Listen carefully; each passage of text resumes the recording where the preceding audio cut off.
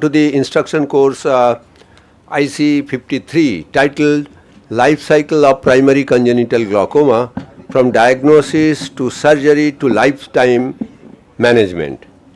Myself, Dr. Mandal, we have total, including me, there are total 4 speakers, Dr. Muralidhar Ramappa, Dr. Devashish Chakraborty, Professor Dr. Susmita Kaushik and myself.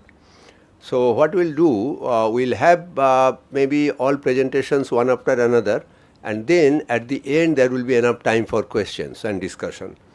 I'll request Dr. Muralidhar Ramappa. All the speakers doesn't need any introduction. Muralidhar is head of our cornea service at the LV Prasad Eye Institute. Devashish Chakraborty is a senior consultant at Center for Sight, Kolkata, and Susmita is professor in PGI, Chandigarh. Myself working as senior consultant at the LV Prasad Eye Institute. I'll request Dr. Muralidhar to cover the topic. Congenital glaucoma sometimes presents with corneal edema, corneal clouding, but each and every corneal clouding is not really congenital glaucoma. So he will discuss about the topic. Thank you. Very good morning. Thank you, sir. As sir said, only a small proportionate of cases end up having a corneal edema. And our data showed nearly 12% of PCG cases wherein even after promptly controlling intraocular pressure, they may have an irreversible corneal edema which necessitate corneal transplantation. My job is here, how to unravel. There are plethora of conditions can present with a corneal clouding. Do not have any relevant financial disclosure. And why do we have a corneal clouding? Presence of any additional material within one or multiple layers of cornea, which leads to loss of transparency. We've read about Morris theories and several so on and so forth. It could be fluid, inflammatory debris, or even a metabolic byproduct. Any of these abnormal constituents within the stromal lamellae lead to corneal opacification. So one has to distinguish what is corneal clouding and corneal scar. So if I show you this panel, so there are 6 distinct clinical entity wherein you have a cornea is cloudy. So the cornea is hazy. We can still see through the anterior segment detail well. This is a typical milder case of a CHED where you could see, entire limbus is normal. There is no limbal stretching, and I don't see any HAP striae. Okay. And you don't see epithelial bullae edema. So this is a very classic case of a simple CHED, congenital hereditary endothelial dystrophy. This is a case of very rare case. Although I have a 700 plus families of CHED, I have only 3 cases of this entity. This is called congenital hereditary stromal dystrophy, where cornea is a normal in pachymetry. Unlike in a CHED, you can actually see a flaky corneal opacification. So this is a feathery opacity which is confined to the anterior stroma, and you don't have any bullae. Here endothelium is perfectly normal, intraocular pressure is normal, and doing a simple lamellar keratoplasty would suffice. Here basically has a decarin. Decarin sulfate is important constituent of anterior stroma. There is an alterations, and this is a classic PCG. You can actually see the shades of gray. This is a classic bluish appearing, and eyeball is stretched, including the limbus. Cornea is stretched, and of course, you have a numerous, epithelial bullae. That gives that discoloration, bluish discoloration. Even from a distance, we can note this corneal clouding definitely has to be raised in intraocular pressure. And a fourth entity, again, you have a dense corneal opacification. It is again mainly metabolic disorder like a mucopolysaccharidosis. Fifth, you can see a granular opacity within the center. Center is much more than the periphery. Okay, this is a classic PMCD. PPMD, posterior polymorphous corneal dystrophy. It is again autosomal dominant, although it is a little rare, but it is much more prevalent in South India and also in Bengal. Now, this is a very advanced case of CHCD. I have an exuberant vascular pannus. You can see a lot of secondary changes. This is a mild variant of CHED. This is a very severe variant. This child was around 3 years at the time of photograph. This was around adult patient, 25 years, have a lot of secondary changes. So it's so important to systematically approach each one of them because each one of them have a different, in terms of, prognostication. So for instance, CHCD has extremely good prognosis in comparison to the primary congenital glaucoma. So this is how a schematic diagram of a PCG looks like. We can easily see it is a bluish discoloration. Unlike in a CHED, we see a grayish white. As I already said, there is a marked corneal edema, stretching, pachymetry typically 600 to 700. Unlike CHAD, you may see a HAB striae, limbal and a scleral stretching. You have a blue sclera. And of course, the horizontal corneal diameter is much higher. Some of these cases, I think Mandal sir has taken me. I work along with sir, and some of these cases have even IOP of a 60 plus. Shocked to see such newborn babies. This was one of such case referred from Dubai, and child was hardly around 21 or 22 days with a great difficulty. We put the child under anesthesia. And you can see actually in a newborn having a 12.5 millimeter stretched, there is a marked stretching, cloudiness, and left eye has a severe corneal edema than right eye. I think, the Dr. Mandal and Sushmita madam can correct me. So developmentally left eye conditions, including the corneal abnormality, when we look at left side structures are much more severely afflicted than the right. I'm sure even with the glaucoma as well. You tend to have a much more common with the left eye and much more severe. This is a classic CHAD, again easy to distinguish. And as the time progresses, corneal decompensation and secondary changes sets in. You can see a OCT showing a secondary changes. Where rest all parameters are normal. Your limbus, horizontal corneal diameter, including axial length, all are age appropriate. You don't have a myopic shift here. And as I said, this was a mother of a child who had a dense corneal opacification. This is a child who had a dense corneal opacification, mother, and the grandfather had extremely subtle, even he had uneventful cataract surgery. Eventually grandfather had a corneal decompensation, I had to do a DSEC. But mother, so each generation passing on, the severity was increasing. Grandfather has a least, whereas both grandchildren have opacities within the infancy itself. Meaning, it's possibly it is autosomal dominant, and at this point in time, we're still working on, we don't know exact mechanism, what explains that kind of with the passing generation. Of course, autosomal dominant will have every generation affected, nearly 50% of the family members. Here, not only the generation, but also the severity was kept increasing. So although we've done a genetic, but this is not a scope 2, and a simple OCT, we described something called a sawtooth pattern. Normally, Descemet's endothelial complex is a uniform, smooth, without any irregularity. This is one of the pathognomonic sign. This is because, you have a fact that numerous vesicles. As the disease progresses, these vesicles coalesce. There's a highly dynamic, unlike, CHCD, the PCG would, the PPMD keep altering, the opacity each time when you see, it become more denser and denser. If you look at right and left eye, so this had a more pressure. This is a little more bluish. I don't know, even in the screen, yes, it's a little more bluish compared to this. This had a much more higher intraocular pressure. And MPS, you have a systemic clinical signs, coarse facial feature. One can't ignore this, including you have all skeletal changes, everything.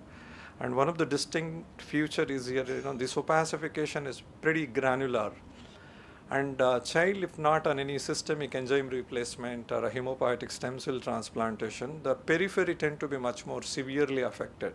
The reason is, through the limbal vessels, the glycosaminoglycans, get deposited. So the periphery seems to have a much more severe. In this case, periphery is relatively clear because this child had taken a continuous enzyme replacement. And this is a CHAD which I talked about. I have so far only 3 families. You have a flaky corneal opacification, and OCT shows its primarily limits to anterior stroma because it's primarily involved with the decarin gene, as I said. So it codes for a decarin sulfate. And the rest all features are normal. Your limbus to limbus diameter, corneal thickness is normal, endothelium is normal. That's how we distinguish. And there are certain other conditions also. Recently, I had one child with the mumps.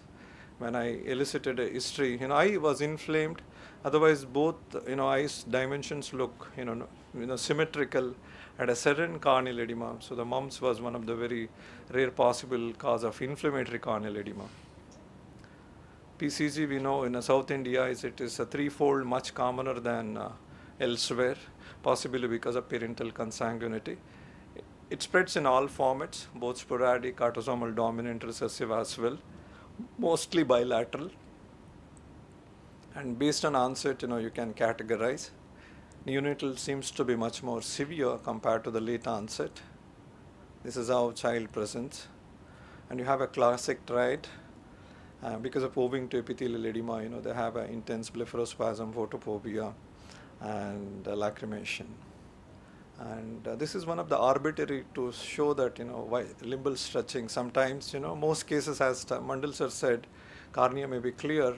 You actually go by the surrogate measures. That's, horizontal corneal diameter is an important surrogate measure of progression of the PCG. Again, in India, most common sign is a corneal edema in the early. I think large proportionate of, I've seen with Dr. Mandal following his surgery, most corneas clears, except infantile variety, which have a lot of already, irreversible changes. They fail to show any clearing. And of course, as the disease progresses, you have a corneal scarring and endothelial decompensation. And of course, it leaves behind an irregular astigmatism even if the cornea clears.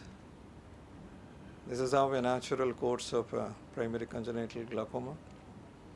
And because of sudden, this is again borrowed from Dr. Mandal sir. You can actually see the left eye again, disease is severe, has developed sudden eye drops because of a limbal stretching. He has documented very elegantly and published in EJM. So I was, pressurizing him to, put this one as a M sign, Mandal sign. So you can see the edges, just few minutes ago, Sushmita madam was talking about DM rolling, how it gets thickened. And this gap is, again, laid by a new endothelium. That's how cornea edema actually resolves. But you still have a abstract, they contribute astigmatism. Although cornea is cleared, it's so important to take care of astigmatism. You can have a blue sclera, ophthalmic eye. Axial myopia can also be one of the important surrogate marker. And based on the disease, one eye may have a much more, limbal stretching, an entire eyeball, stretched and produce a lot more myopia than another eye. So do have a optic nerve changes. These are reversible. Mandal sir and me, we have one project, where we captured following good intraocular pressure reversal. I mean, the control, the cup reverses, but we don't know whether, fields reverses with the reversal of the cup. So in any PCG, when you have, there are many factors contributing to the poor vision, starting from the corneal edema, scar. Even if the cornea clears, you have a HAPS striae. One has to really address this refractive error as a result of HAPS striae. May lead to amblyopia because there is a significant anisometropia in certain cases. And also, we can't forget about optic nerve insult. So it's a sort of vicious cycle.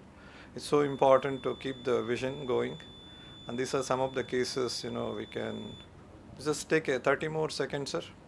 So we had a good outcome. I think we've achieved about 10-year graft survival close to 80% in a PCG cases. I think again, thanks to Dr. Mandal, IOP control and graft survival go hand in hand.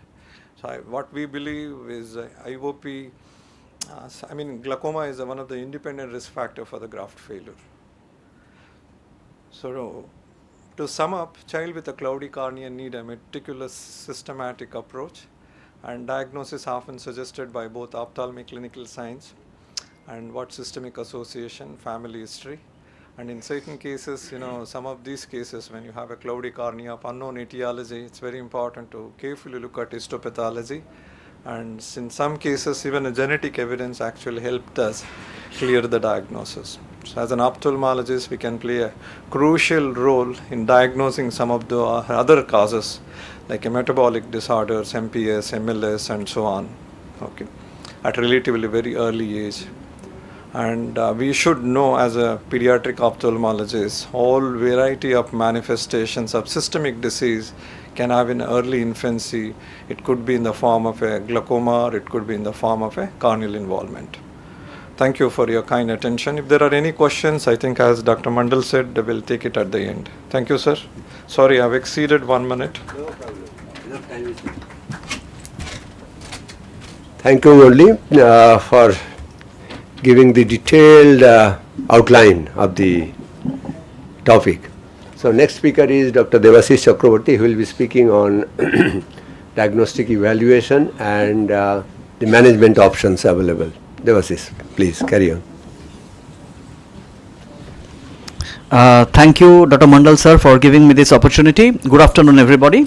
So I'll be speaking on the clinical evaluation and the surgical options for primary congenital glaucoma. Dr. Murli had already covered some of the clinical features related to primary congenital glaucoma. So the classification of childhood glaucoma according to the Collaborative Glaucoma Research Network, as we all know, we classify the pediatric glaucomas as primary childhood glaucoma and secondary childhood glaucoma. Out of this, primary congenital glaucoma is a specific entity. This is the most common form of developmental glaucoma, and the etiology is isolated maldevelopment of the trabecular meshwork, which is also known as isolated trabecular dysgenesis. It's not associated with other developmental or ocular anomalies or ocular disease, and there are three variants based on the age of presentation. Either it can be a newborn onset, that is 0 to 1 month, or infantile onset between 1 to 24 months, or late onset or late recognized, that is more than 2 years of age. Why is clinical evaluation so important? Number one, prompt diagnosis of childhood glaucoma and appropriate treatment can minimize the degree of visual impairment, because if it is diagnosed at a later stage, there will be permanent scarring of the cornea and permanent damage to the optic nerve.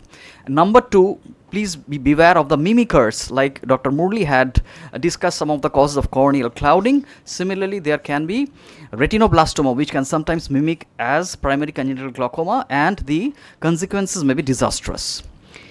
Now, regarding the clinical evaluation, as we all know, it is the congenital glaucoma is an IOP related damage to the eye, but sometimes the measurement of the intraocular pressure itself under conditions of examination under anesthesia is fallacious, and therefore we have to go by other surrogate measures that Dr. Murli had just discussed.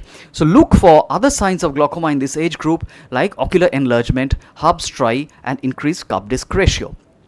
What should be our aims of evaluation? To confirm the diagnosis, to distinguish between primary and secondary developmental glaucoma, to establish the baseline parameters, to assess the severity and prognosis, to rule out ocular and systemic comorbidities, and to rule out space occupying lesions. Regarding the history, some of the salient points which should be specifically be looking for are age of onset of symptoms and signs, the symptoms like epiphora, photophobia, and blepharospasm, and corneal opacity. Rarely, a red eye can mimic a congenital glaucoma like conjunctivitis. We should ask about problems during pregnancy, example rubella, delivery history such as use of forceps, family history like parental consanguinity, and history of glaucoma in the siblings. Regarding the symptoms, the classical triad of symptoms are epiphora, photophobia, and blepharospasm, which is attributable to the IOP-induced corneal epithelial edema. However, in the Indian subcontinent, the most common presenting features are large eyeball size and hazy eyes. And sometimes it can present as acute eye drops, as already shown. We have to assess the vision by age-appropriate techniques. I will not go into the details. The key to diagnosing primary congenital glaucoma is doing a proper examination under anesthesia. So we should do the refraction, document the corneal findings, measure the intraocular pressure, do the gonioscopy, look at the fundus, and take the decision for surgery. Usually the examination under anesthesia and the surgery is done in the same sitting. These are the requisites for examination under anesthesia: a pediatric speculum, irrigation fluid, calipers, tonometers, ophthalmoscope, retinoscope, gonio lens, and if necessary, we have to do an ultrasound pachymetry and B scan. What is the choice for the anesthetic agent? The type of anesthesia and the type of tonometer are important. All anesthetics and sedative agents lower IOP excepting ketamine, chloral hydrate, and benzodiazepines. Sevoflurane is the most commonly used inhaled agent due to its convenience and safety profile. And the most important thing is to assess the intraocular pressure as soon as the child stops moving after inhaled anesthesia and prior to intubation, or else the measurement will be fallacious. Now, the most relied upon instrument for measuring IOP in children is the Goldman applanation tonometry and the Parkins. So in the examination and anesthesia, we usually use the Parkins tonometer. The other options are the tonopen and the eye care tonometer. Now, corneal haze, Dr. Murli has discussed in detail. It is representative of the severity of glaucoma. Usually it's more in center, and we can document what are the other posterior structures that are visible to assess the severity of the glaucoma. The corneal edema in primary congenital glaucoma is a simple epithelial edema due to elevated IOP. Subsequently, there is permanent stromal edema, and untreated, this edema progresses to stromal scarring. Now, the corneal diameter is very important. The corneal enlargement secondary to elevated IOP usually occurs before 3 years. We measure the horizontal visible corneal diameter white to white. The normal is about 10 millimeter at birth, and it's important to remember the abnormal values, that is more than 11 millimeter in the newborn, more than 12 millimeter in a child less than 1 year of age, and more than 13 millimeter at any age. The hub striae are pathognomonic. They are concentric to the limbus in the periphery, but when they are in the center, they usually run across the visual axis. In contrast, the Decimet's breaks that occur due to forceps injuries, they are vertical, unilateral, central. They have a normal corneal diameter and as often associated with periocular bruising. The classical feature of gonioscopy is that in the normal newborn eye, the iris has recessed beyond the scleral spur, so the scleral spur is visible as a whitish band. However, in primary congenital glaucoma, the peripheral iris inserts through the trabecular meshwork, and we are usually not able to visualize a scleral spur. The fundus examination should always be done. We should look for cupping and focal areas of rim loss. A cup disc ratio of more than 0.3 in an infant or more than 0.5 in an older child is suspicious. At the same time, we should look for other signs like a choroidal hemangioma, which may be a sign of Sturge-Weber syndrome, or pigmentary retinopathy of congenital rubella. And we have already discussed that striking reversal of cupping can occur after successful glaucoma surgery. The pachymetry is not so important in pediatric glaucoma. The definitive role is uncertain. However, the CGRN recommends that CCT should not be used to adjust an IOP measurement, but it should be rather taken into consideration in the overall context. The axial length, on the other hand, is very important in pediatric glaucoma, although the absolute value may not be important and it usually decreases after surgery. But even after successful glaucoma surgery, that IOP may increase, and increase in the axial length on sequential examination is a sensitive indicator of progression of glaucoma. B scan should be done in absence of good view, and it can provide critical information about the space occupying lesions, and it's very important to rule out retinoblastoma. Now, the differential diagnosis of congenital choroidal clouding has already been discussed. According to one study, the most common differential diagnoses were Peters anomaly, sclerocorneal dermoid congenital glaucoma, birth trauma, and metabolic disease. And there is a mnemonic to remember this: S for stumped, S for sclerocornea, T for tears in the Decimet's membrane, U for ulcer, M for metabolic diseases, P for posterior corneal defect, E for endothelial dystrophy, and D for dermoid. Coming to the surgical options for primary congenital glaucoma, as we all know, it is basically a surgical disease, and eye drops are started just to buy some time till the child is fit for anesthesia. Now, surgery is the mainstay of treatment. It's almost inevitable at some point of time, and we should always remember that's the first surgery that has the best chance for success. It should preferably be performed by a trained surgeon with adequate surgical skill and experience and at a safe anesthetic setup, and it's certainly more challenging than adult glaucoma surgery because there's a lot of variation in the limbal anatomy. So what are the surgical options? So there is a plethora of surgical options for congenital glaucoma.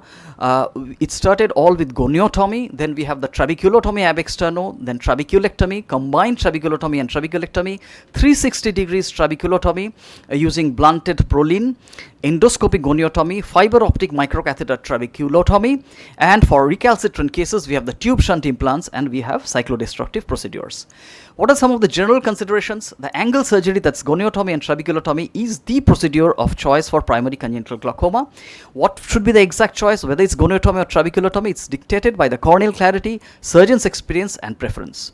The anatomical factors that would guide us are the cornea are: number one, corneal clarity. If the cornea is clear, we can contemplate goniotomy, but if the cornea is opaque, goniotomy cannot be done. We have to do either trabeculotomy or combined trab and trab. If it's a scurred conjunctiva, we cannot go for a trabeculectomy, and better to go for a tube. The success for the angle surgery is high, almost 70 to 90% in favorable cases, and it is thought to be determined more by the severity and the duration of the disease rather than the type of surgery. So in goniotomy, basically we have to do intraoperative gonioscopy, and now in the age of MIGs, we are all being accustomed to this position where the head is tilted away and the surgeon's head is in the opposite direction, and then basically we have to incise the angle either using an MVR blade or using a 23, 24 or 25 gauge needle. This is the conventional trabeculotomy, where the Schlem's canal is opened up and a metal trabeculotome is inserted, and the Schlem's canal is ruptured from outside. This is the trabeculectomy technique. It is almost like what we do in an adult glaucoma surgery, and the combined trabeculotomy and trabeculectomy is by far the most commonly performed surgery in our setting, where the corneas are usually hazy, and it targets two pathologies. The trabeculotomy is for the angle anomaly, whereas the trabeculectomy is for the pathology in the collector channels and beyond. And then we have circumferential trabeculotomy, which targets 360 degrees rupture of the Schlem's canal, either using a blunted suture, example 6-0-prolene, or using an illuminated microcatheter. And in cases where the first surgery has failed, we can go for the glaucoma drainage devices. There are certain settings where the glaucoma surgery, where the glaucoma drainage device can be used as a primary surgery, for example in axonal rigor anomaly or in Sturge-Weber syndrome, and the implant used is either a pediatric Ahmed glaucoma valve, or we can use the other implant. Now, a new technique has been popularized by Dr. Mandal, and I'm sure he would see it in his presentation. This is called the IMPACT, that's illuminated microcatheter passage assisted circumferential trabeculotomy and trabeculectomy. So that is the end of the discussion. I discussed the clinical evaluation and the various surgical options for primary congenital glaucoma, and sir and madam would go into the final details of the surgery. Thank you.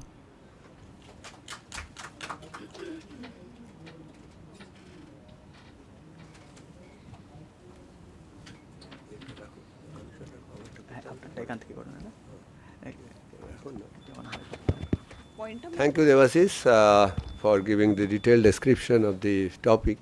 Next presenter is Susmita. She will be talking on surgery, particularly the ab interno angle surgery. Susmita. Thank you so much, Dr. Mandal sir. He's really been a beacon to all of us who are following in his footsteps in taking care of these babies. So, as we've heard, children are a different challenge completely. And it's not just the pressure, it's vision, and it's looking after them for a whole lifetime. Unfortunately, trabeculectomy will always be a ticking bomb, and tubes are really, really dangerous in small children. So, to avoid these bigger bombs, ab interno procedures would be desirable. The idea, of course, is to spare the conjunctiva, have minimal disruption of the conjunctiva, sclera, and iris. And the idea of the angle-based surgery is that they bypass the non-functional trabecular meshwork and have an outflow. It does not preclude further surgery, but at least for a start, and a lot of these children, just an angle surgery might be enough.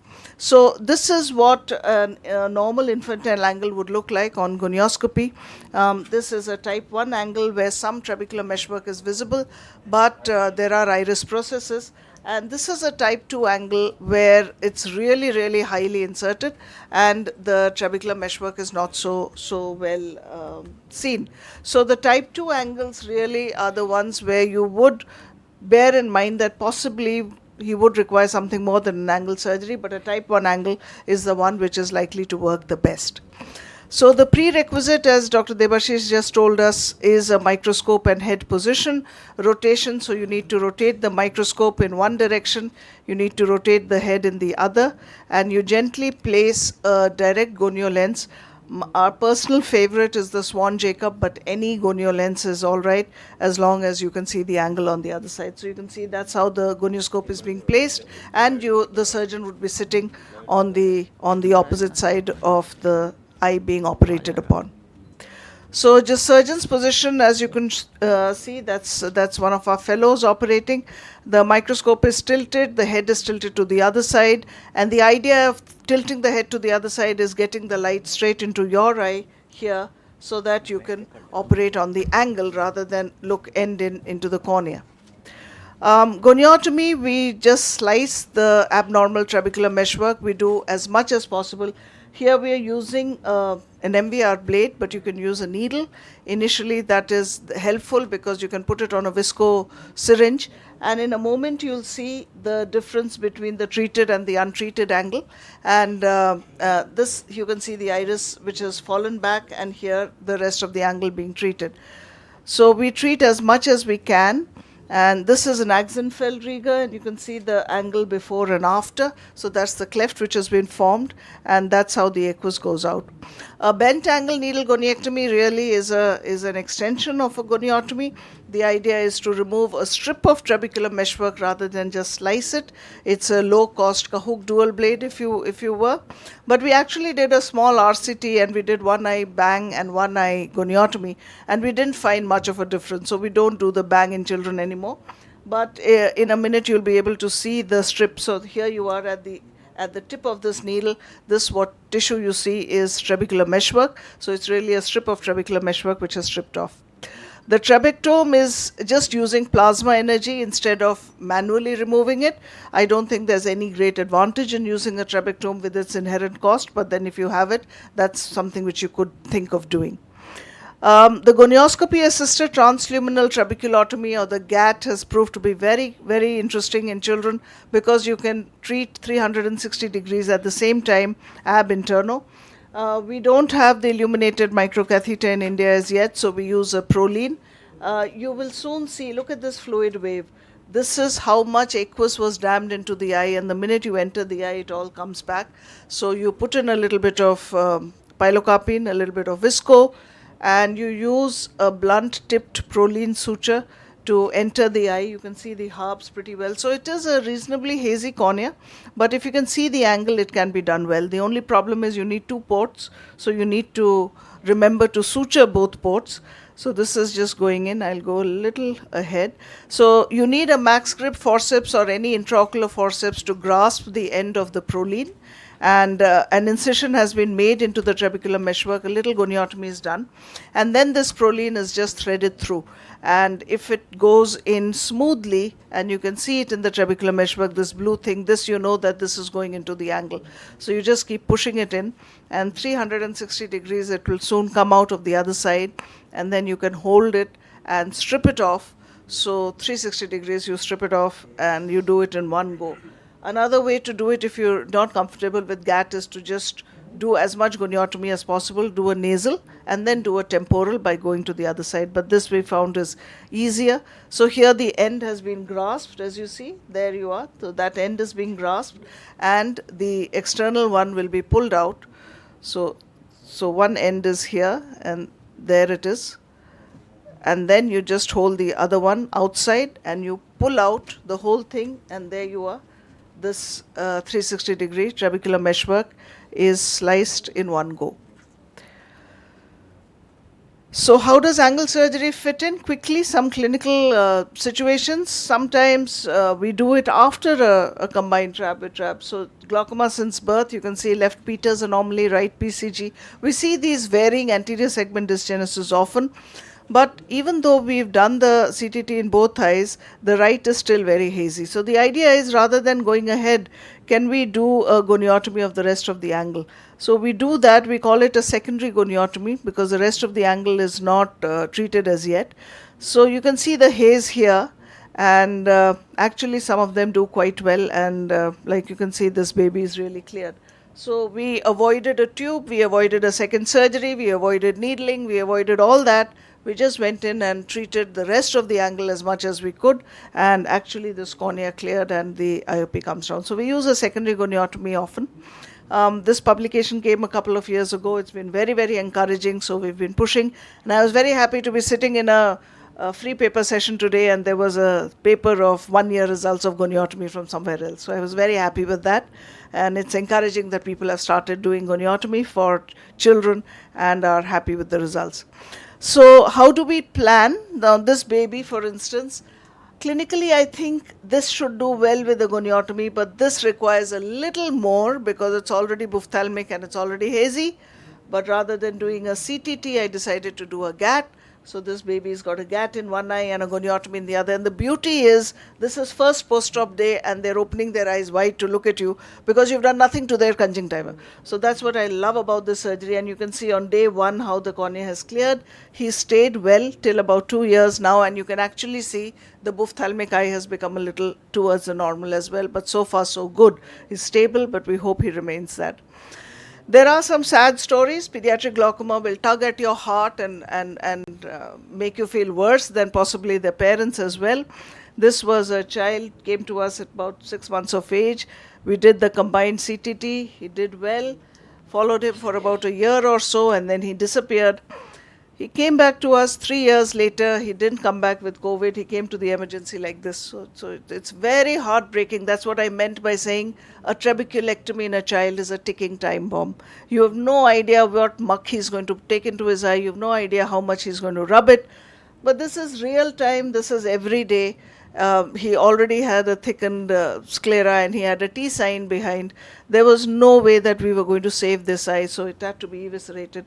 And now he had uncontrolled glaucoma in the other eye. So it was so scary. I didn't know what to do with him. This huge eye, uncontrolled. So what we actually did was a GAT, thinking that let me treat as much of the rest of the angle, knowing that superiorly there is a combined trab with trab already. So at least you have the rest of the angle to treat. So you go that way. The only thing with surgeries is that you need to know which way to go. So this was the right eye. You need to do this much here. You need to treat that. So interestingly, you can see the proline suture which has come out through the former trabeculotomy. So that was so nice that at least the former trabeculotomy is working as well. And then, this was very, very interesting. So we were so happy to see that suture come out of the trabeculotomy. And now I was sure that now we just pulled out this whole thing, and we were sure that the 360 is working.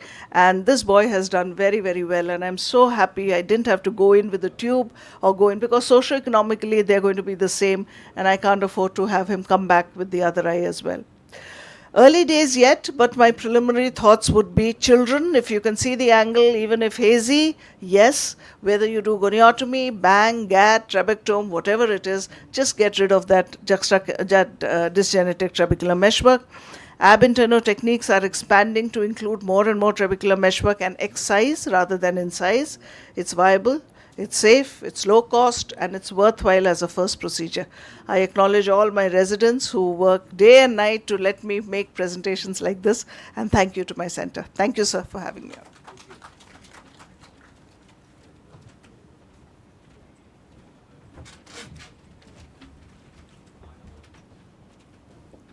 Thank you, Susmita, for giving the detailed description of surgery and excellent video. So I'm sure there will be enough time for discussion. Let me present my part. Surgery for primary congenital glaucoma, transforming lives. Now, primary congenital glaucoma is a disease which occurs worldwide. It's a surgical disease, and surgery should be performed at an early age as possible. The question always remains, which is the best primary surgical treatment for congenital glaucoma?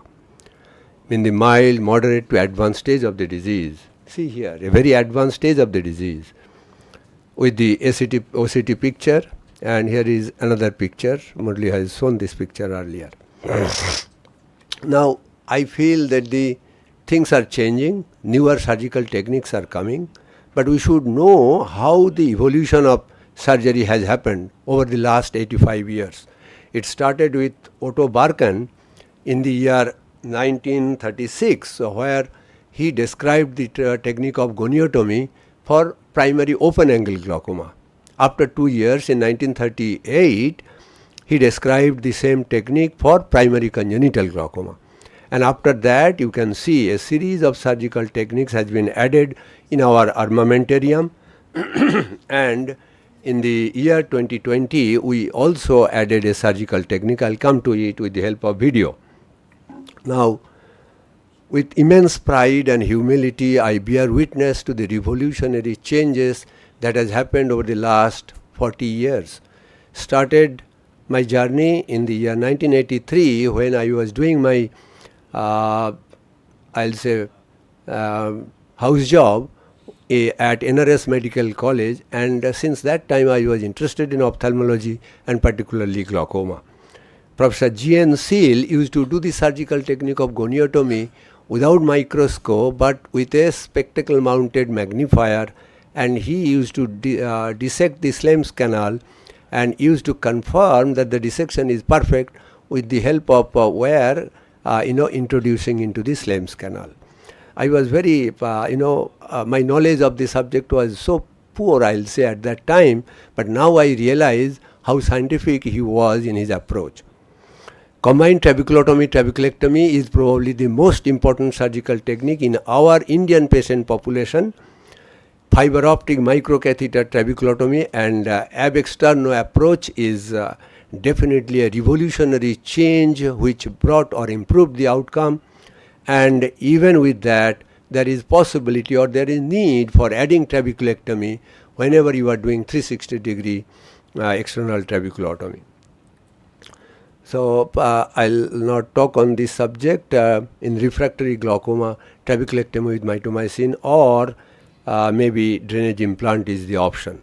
I'll spend some time here. It started with Otto Barkan. You can see the picture here. From him, he was in private practice in California. In his 37 years of active career, he published probably over 60 papers, and that revolutionized the treatment of congenital glaucoma. Before 1938 there was no treatment, and the invariable result is the blindness. From him, Robert Schaeffer learned the technique, and he started the treatment in the University of California, and 4 successive heads of the department in the University of California over 40 years published their largest series of 400 cases over 40 years. Third picture is Arthur Lister. He was interested in congenital glaucoma, went to California to learn the technique from Barkan, spent about a month with him, and came back to Moorfields where he started the job, and after 10 years he handed over the responsibility of managing congenital glaucoma to Professor Noel Rice, who continued the technique or the management of congenital glaucoma in Moorfields for about 30 years. In the year 1995 he handed over before his retirement to Sir Payne Kaw, who is continuing congenital glaucoma work in Moorfields. My mentor, Professor N.N. Sood, did FRCS in Moorfields in mid-60s, and he learned the technique from Arthur Lister. I did my senior residency with Professor Sood in the year 1987 to 90, and assisted more than 100 cases and learned the technique, and which I am continuing the management at the L.V. Prasad Eye Institute for last 34 years. Thus I feel myself very fortunate to be a part of the academic lineage and managing congenital glaucoma, standing before you while remembering the stalwarts in the field of surgery of congenital glaucoma. If we consider combined trabeculectomy is done by very small percentage of experts. The reason is, many. It's the question of learning the technique, and most of the children, seen in United States and in United Kingdom probably are milder form of the disease, where probably goniotomy will be possible. But some of the children we see in India are just not possible to do goniotomy, and that's why an external approach, that is ab externo trabeculotomy and combined trabeculotomy. So here is the anatomy of the Slem's canal. The picture will show the limbal distortion or the stretching, and it is the sclerolimbal junction where a vertical incision will be given to cut open the external wall of the Slem's canal and to explore the Slem's canal. Here is the situation. You can see how the Slem's canal looks like. Deroofing of the Slem's canal has been done. This is not the surgical technique, but just for the sake of anatomical dissection, how beautifully the Slem's canal can be explored to perform under partial thickness scleral flap ab externo trabeculotomy. You can see a gradually deepening incision under a higher magnification is given, and you can see at the end point slow ooze of aqueous, and this is the end point. If you incise the inner wall, that will lead to entry into the anterior chamber, and the high pressure will give you a jet of aqueous coming out. That's the technique we do not want. We want to incise the outer wall or the superficial wall of the Slem's canal. This part of the surgical technique is being shown how beautifully the Slem's canal can be identified. I'll show again in a picture the end point where the Slem's canal is opened. This technique is the most important part of the surgical technique, exploring the Slem's canal under a partial thickness scleral flap. Under higher magnification, a gradually deepening incision will be given just to incise the superficial wall of the Slem's canal without really injuring the inner wall. And you will see this is the typical end point we want. You can see ooze of aqueous, and in higher magnification inner glistening layer of Slem's canal seen. I am showing the technique. Radial incision is then made across. Can you increase the volume? The objective of this radial incision is to cut the external wall of the Slem's canal and It is self-explanatory. into the anterior chamber. Can you connect This the is thing? the most delicate step Can you of connect the the, operation and demands most microsurgical skill. The next step is to perform Increase the volume. trabeculotomy on each side of the radial incision. Once 90% of the trabeculotome is within the canal, it is rotated into the anterior chamber, and the rotation is continued until approximately 75% of the probe length was entered into the chamber. Compare and contrast the appearance of the left cornea at presentation and at 2 weeks, 2 months and 6 months after the surgical technique. Note the clinical appearance of the Habs striae in this child. Catching my gaze with limpid eyes, his mother's arms he refuses to see.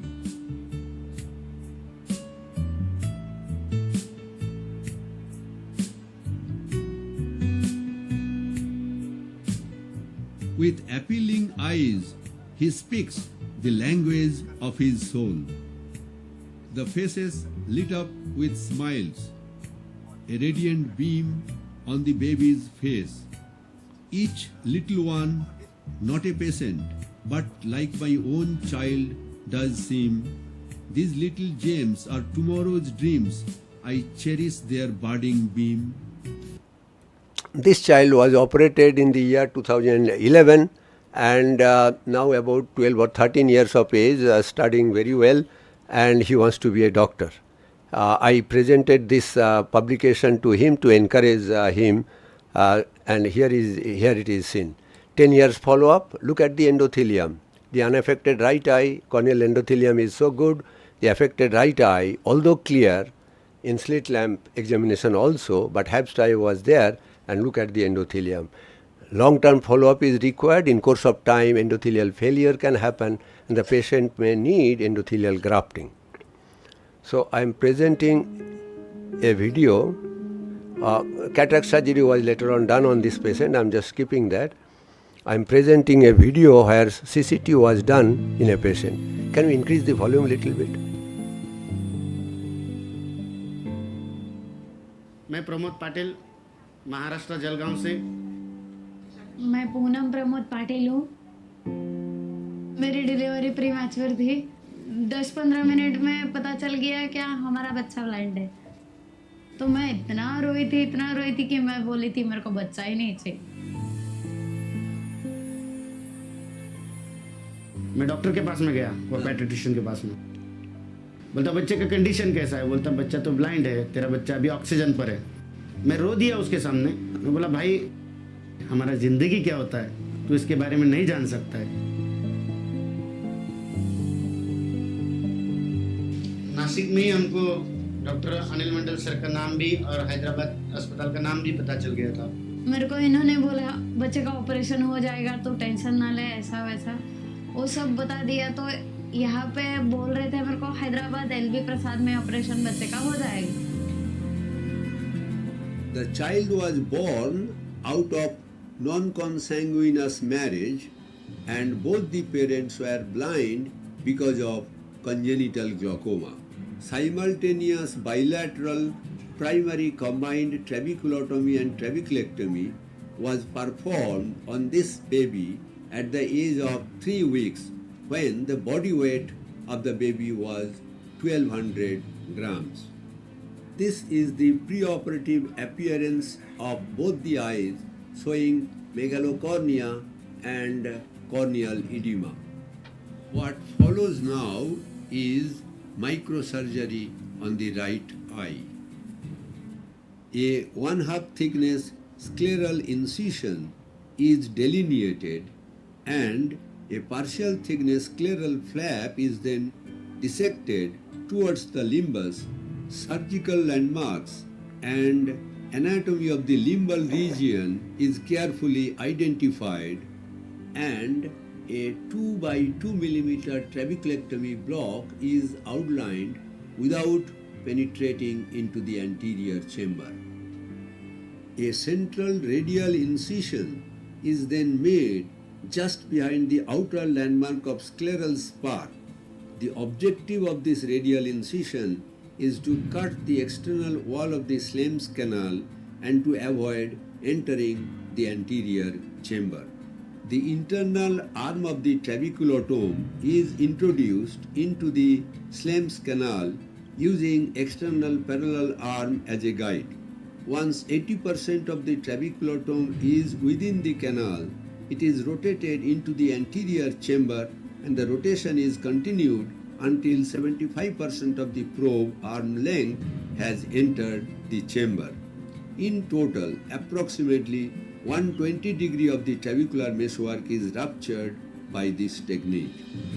The trabeculotomy has been completed and now trabeculectomy part of the operation will be performed. The deeper block is excised to complete the trabeculectomy and iridectomy is then made.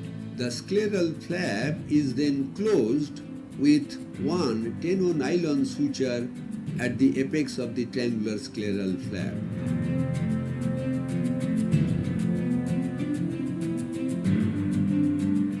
The conjunctiva and the Tennant's capsule are then closed with a running suture of absorbable material using 8-0 vicryl suture.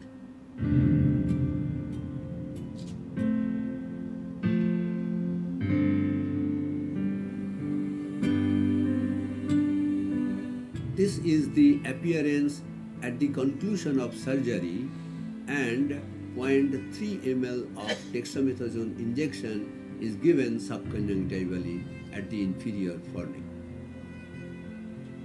Today we are seeing that the child's cornea is clearer than preoperative appearance, and by the end of 6 weeks the child will have totally clear cornea and fixation will develop and normal vision development will take place. अब कल मेरे बच्चे का operation हो गया। कल doctor ने पहले बोला था बच्चे का ऑपरेशन करने के लिए थोड़ा सा रिस्क है। ऑपरेशन जब भी बच्चे का हो गया, डॉक्टर आके मेरे को खुद बोले कि ऑपरेशन सक्सेसफुल हो गया। हम दोनों इतने खुश हैं क्योंकि मेरा बच्चा देख रहा और नॉर्मल लाइफ जिएगा, नॉर्मल। और मेरा बच्चा नॉर्मल लाइफ जिएगा। The child will be a perfect, healthy human being with good vision, and I hope, I wish this child will become a doctor in future. Compare and contrast the preoperative and the 3 weeks postoperative appearance of the baby. At 6 weeks postoperative, the child had total clearance of corneal edema in both eyes and the bleb appearance was satisfactory.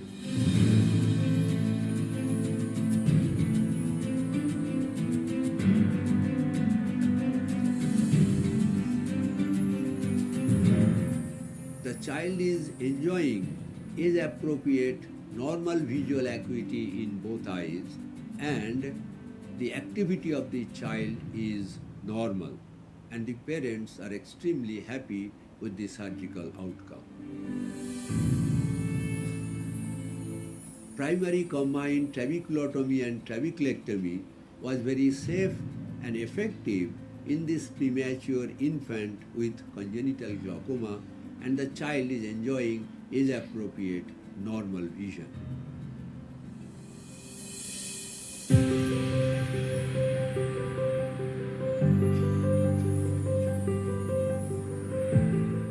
दो साल पहले मेरे बच्चे का operation इसी अस्पताल में हमने किया था, जिसका नाम स्वर्णम है। आज वो 2 साल का हो गया है। ऑपरेशन इतना सक्सेसफुल रहेगा हमें उम्मीद नहीं थी, पर आज हमारा बच्चा हमारा कैसा सहारा बन रहा है आप भी देख सकते हो। कहीं पे भी मेरा बच्चा हमें हाथ पकड़ के लेके जाता है। ऐसा लगता है ये लकड़ी की ज़रूरत अभी 1 साल और रहेगी। 1 साल के बाद में अगर वो पूरा समझने लग जाएगा तो हमें ये लकड़ी की भी ज़रूरत नहीं रहेगी। हमारी लकड़ी हमारा बच्चा ही बन गया है। ऑपरेशन बहुत सक्सेसफुल रहा। आज हमारे बच्चे की हमको बहुत मदद होती है। घर में कोई बर्तन गुम जाता है तो बर्तन हमें ढूंढ के देता है। आज बच्चा देख सकता है तो हमें कितना खुशी होता होगा। आपको हम हमारी खुशी शब्दों में बयां नहीं कर पाएंगे। मैं मेरा पूरा परिवार LV प्रसाद अस्पताल का बहुत बहुत शुक्रगुजार हूँ, विशेषतः मंडल सर और उनकी पूरी टीम का बहुत बहुत शुक्रगुजार हूँ।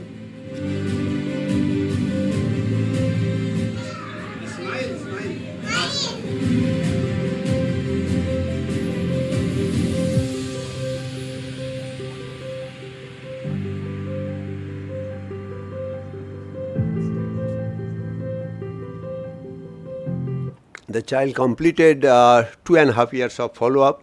Here is the photograph taken in the last follow-up. So what we created over the decades at LV Prasad Eye Institute, an integrated approach, integrating child's medical, surgical, genetic and rehabilitation approach to give holistic care to the afflicted child and the family. Just to talk about impact, influence of my professional activity and compassionate therapy on children with congenital glaucoma. Before we come to that topic, let me express 2 years ago we published a series of 1128 eyes of 653 consecutive children treated by combined trabeculotomy, trabeculectomy as a primary surgical approach but without mitomycin C. And here is a series of patients, 220 eyes of 121 patients, where I did the surgery in the first decade of my work, 1990 to 2000. After 20 years, I was interested in seeing them, how many are coming for regular follow-up, in spite of my best effort to encourage the parents and to pamper the children actually. We saw about 35% of the patients still coming and they are doing very well. I'm not going into the details of the paper. Here is an example has been told. 33% of the patients had good vision, 20/40 or better. A significant percentage had poor vision because of advanced stage of the disease and a difficult situation. A child girl operated at the age of 2 weeks, completed 27 years of follow-up. The child here operated at the age of 2 weeks, again completed 30 years of follow-up. Now I'll show a important video which I was telling about microcatheter assisted novel distinctly advanced technique, a technique which is suitable for advanced stage of neonatal onset glaucoma. The aim of this video Can we increase the volume of the demonstrate an commentary? improved surgical procedure for advanced primary congenital glaucoma. A limbus-based conjunctival flap was raised and the dissection was done in the episcleral plane. Hemostasis was meticulously maintained with the help of bipolar underwater cautery. A 1/2 thickness triangular scleral incision was delineated, and the scleral flap was then dissected towards the limbus using a number 15 Bard Parker blade.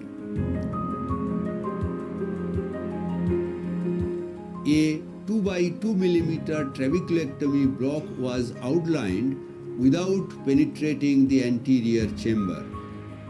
A central radial incision was then made just behind the junction of the bluish-gray band and the white band to incise the external wall of the Slem's canal. A drop of viscoelastic material was placed in the opening of the Slem's canal.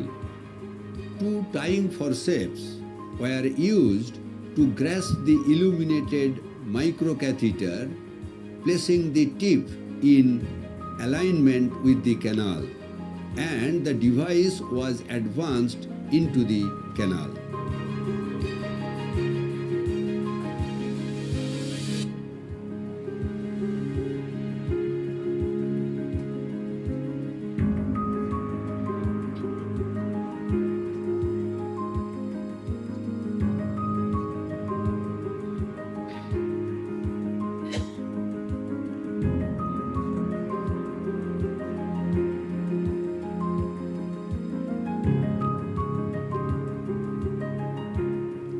The lighted tip allowed for the surgeon to visualize the cannulation of Slem's canal for 360 degrees as the catheter was advanced.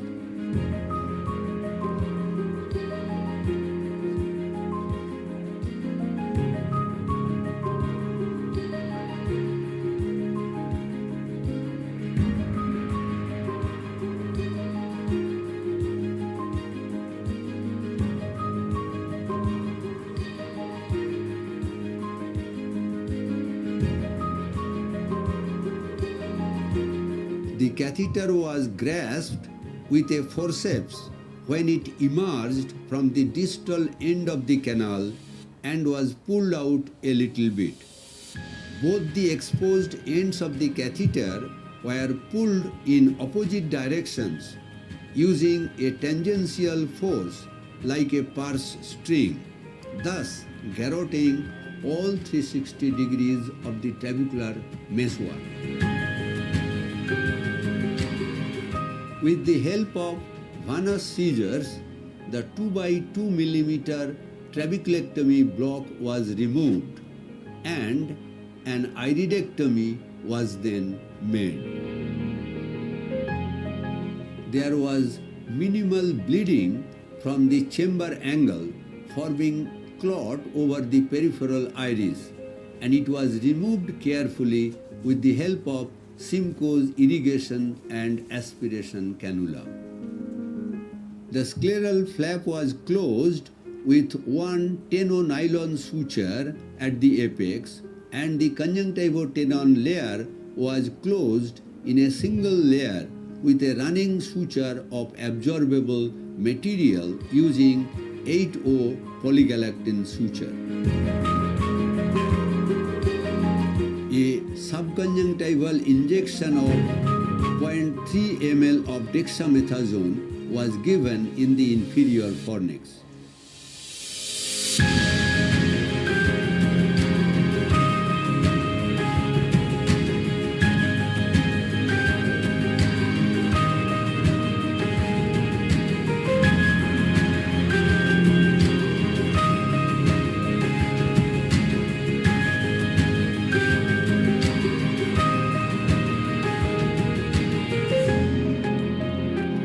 In patients with advanced PCG, the collector channels and the aqueous veins needed to carry the aqueous to the episcleral veins are more likely to be anomalous or atrophic. In such a situation, angle surgery, even in the form of circumferential trabeculotomy, is bound to yield suboptimal results. A poorly functioning distal outflow pathway will necessitate an additional surgical step that bypasses it, like trabeculectomy. Hence, we perform impact, that is, illuminated microcatheter passage assisted circumferential trabeculotomy and trabeculectomy in this child. This surgical procedure actually represents a microcatheter assisted, novel, distinctly advanced, luminous technique, that is Mandal technique, suitable for advanced primary congenital glaucoma. To the best of my knowledge, this technique has not been reported earlier in the context of the management of primary congenital glaucoma. This technique may represent the next step in the search for the best surgical treatment for management of advanced primary congenital glaucoma. This surgical technique actually is not required for mild to moderate form of the disease. I believe this should be reserved for cases neonatal onset, advanced stage of the disease. So I'll complete my presentation in 2-3 minutes. Just to talk about the holistic approach, a significant percentage of patients will be actually victim of visual impairment, mild, moderate to severe form of the disease. And we'll have to take care of that. Each and every patient of that kind should be evaluated in Center for Sight Enhancement in our institute. We call it, do not call it low vision evaluation. Any attempt should be made how the existing vision can be better utilized in day-to-day activity. Here is a patient, learn from him. Hi everyone, myself Rajesh from Hyderabad. I came to LV Prasad at the age of 5 to undergo treatment for glaucoma. Dr. Anil Kumar Mandal has taken care of me. He treated me from last 35 years. Today I'm 38. He advised me to the rehab at the age of 7 or 8, where I got a telescope to read my blackboard to start my education. Prior to it, I was totally zero. With the help of telescope, I was able to complete my Masters of Computer Applications. Today, I'm a bank employee working at Bank of America as a database administrator. I'm married. I'm 38 years old. I have 2 kids. So with glaucoma, I lived for 35 years. If Dr. Mandal has not advised me properly, has not taken care of me, I might have really left alone in dark room. He is the first person who encouraged me to get into computers if you are really interested. With his words, I started studying Bachelor of Computer Applications, then to Master of Computer Applications, then got an opportunity to work at Bank of America. He cared me like that he's really looking through my eyes. He cared to that extent. He made me to feel my life. If he is not there next to me that day when I was 5 years old, I can't even imagine my life to the extent I'm living today. I'm living comfortably with more benefits or all the opportunities which I am utilizing today. I sincerely thank Dr. Anil Kumar Mandal for making my life feel better and experience better and live luxuriously. Thank you. So just to talk about the quality of life and life satisfaction in children, I just wanted to give, in 34 years, 11 of my treated children are doctors, of which 8 are postgraduate doctors, 6 are PhD and 13 dentists, and lot of the children are in the profession of teaching, engineering, lawyer, journalist, chartered accountant, semi-employed, etc. Here is a child, last year they entered medicine. One boy and the girl, both of them were, because of I'll say underprivileged social economic status, they were treated absolutely free. They are doing medicine. Both of them are doing very well in study. Here is a child doing second year of MBBS, and here is a child operated long ago in mid 90s at the age of 6th day, and you can see after 30 years the father was a doctor, and we could not do much about the right eye developed corneal scar, and with the left eye, with the telescope, she could see better from distance. Near vision was good. She did MBBS and MD in psychiatry, practicing in Bangalore. 22 years. She completed pediatric medicine. Here is a patient who completed doing internship, and a child whom we operated at the age of 3 months, now doing third year of MBBS actually. A patient whom we operated at the age of 93, you can see here, she is now mother of a healthy child. So I conclude here, one of our greatest responsibility is to transfer the skill, attitude, knowledge of management of pediatric. 14th February 2022, he passed away. So I owe my all skill to Professor N.N. Sood. At the end, I must conclude my talk by quoting two quotable quote. When I approach a child with congenital glaucoma, it inspires two feelings in me: affection for the way he is now, and respect for what he or she may one day become.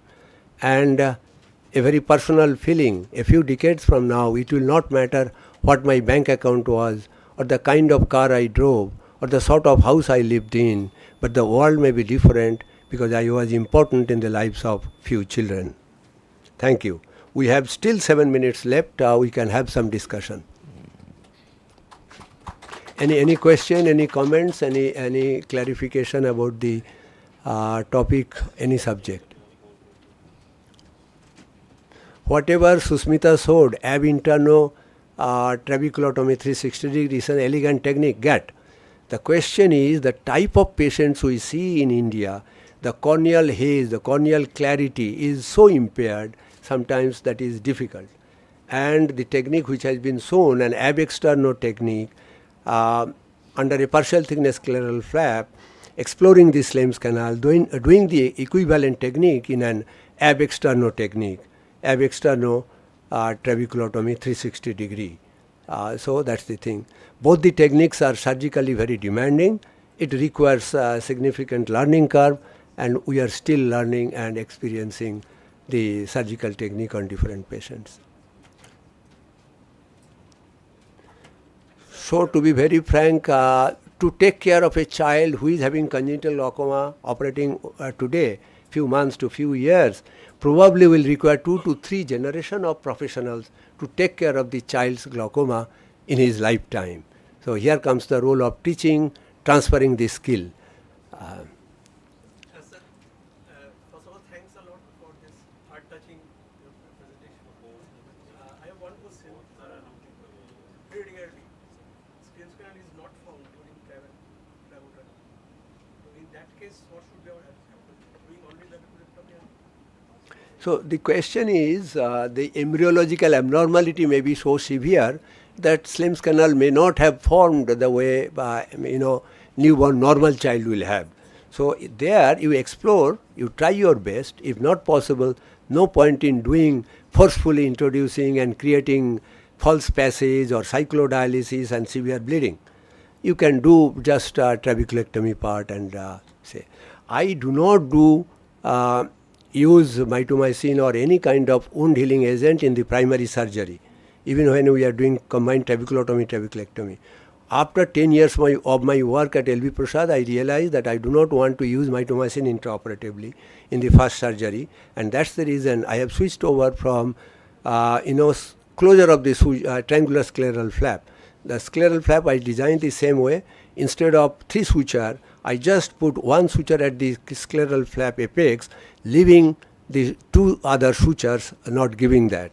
So it's a tricky thing. Somebody may say that there will be overfiltration and shallow chamber possibility. Yes, theoretical possibility is always there, but if you do meticulously, when you close superficial scleral flap with 1 suture and conjunctival closure is done, in your eye intraoperatively you will see the chamber is started forming, deepening.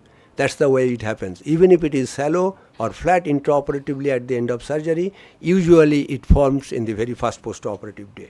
Very rarely we realize that it is requiring for some procedure to reform the anterior chamber. Susmita, any comment on that? Yeah. So in my practice, probably over 6 to 10% of the situation, we could not really locate Slem's canal very well. That may be related to embryological abnormality existing in a particular situation, or you never know, sometimes our skill is yet to be perfected. Perfection being a journey, not a destination.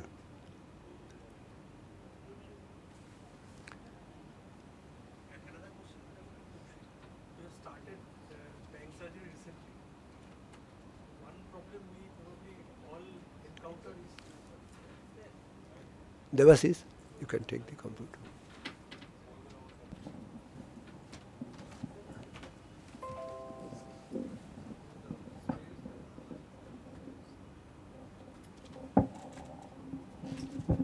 one problem we most very commonly encounter is bleeding during bang or any angle surgery. So any special, in fact, in one or two patients, I had almost half chamber hyphema. It took a long time to disappear. Any special technique to avoid this or? So we learn that often that if you're feeling tissue, you're too. The idea of angle surgery is to only see.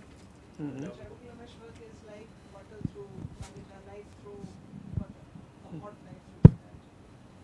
So I think the most, usually when even my residents start out, they have bleeding, because the idea is that you engage and you then cut, but then we are scraping sclera, and that's the usual. So it has to be very, very gentle, and it is visual. You will No, okay, see the that angle one is okay. opening up, and usually then it doesn't. But having said that, even the bleeds after angle surgery, it's more with GAT, the more surgery you do it is. But it really doesn't matter ultimately. It does. We've now started to use an IA, and we really irrigate it out nicely. And that's, even if there is a little bit of a bleed, it doesn't matter. Any use of medicine like adrenaline help? No. I have never put it intracamerally. Dr. Satyan, for troublesome bleeds, uses ethamsilate. Next morning, he says that works very well. We've had to use it in a couple. I'm not sure whether the ethamsilate has made the hyphema go away or it has just resolved. But by and large, if you don't go deep enough, usually it wouldn't. Like the GATs are very, very clear, like you've seen at the end. In angle surgery, some amount of bleeding is invariable. It's actually a positive thing that you have done the job properly. The question is, if it is abnormally severe bleeding, that can happen. But I feel that I have encountered in 3-4 patients, I remember, the trabeculotomy has, metal trabeculotomy, abexternal approach has called severe bleeding. I just waited, temporarily closed the flap to build the pressure so that the bleeding will stop. And with irrigation aspiration system, I removed the clot. It is possible, no problem. All right, thank you for the lively discussion. We'll hand over the podium for the next speakers and next IC. Thank you.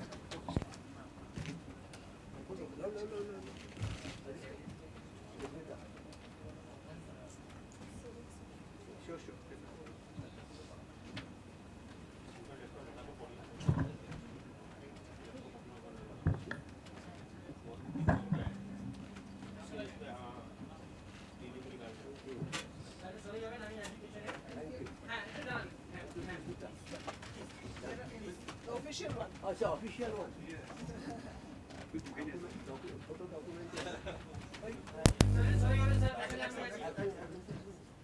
We are encroaching in the next instruction course.